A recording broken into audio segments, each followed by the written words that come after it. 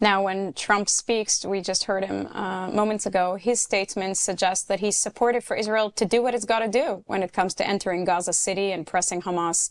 Are there external pressures on Israel to do this? Um, I think Trump wants the conflict to finish as soon as possible. Why do I say that?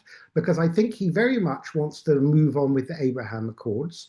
I think Saudi Arabia and a bunch of other Arab countries are ready to sign normalization agreements with Israel soon.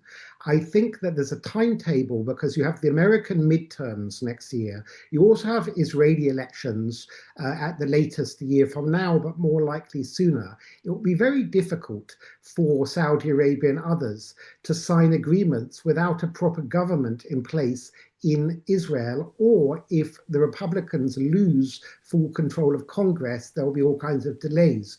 So if I was the Saudis and I was Trump, I would be looking at a ceremony on the White House to get Trump his much vaunted Nobel Prize and to get Saudis and others various things that Trump may have promised them. I'd be looking at that ceremony at the latest by next March or April. So if you work backwards with that timetable, the war in Gaza needs to wrap up quite soon in order to reach that timetable.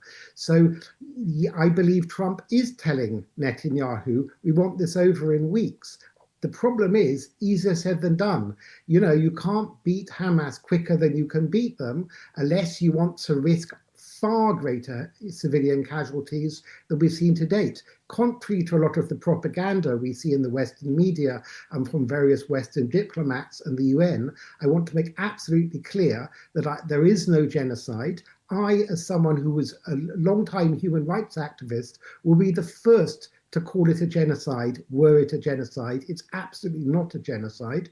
Israel has not tried to kill civilians. It's taken extraordinary measures to avoid doing so. However, in order to wrap it up quickly, Israel would need to take the gloves off, and then civilians would die in larger numbers, not in the kind of fake, phony, larger Hamas numbers that have been put out by the UN and various Western media.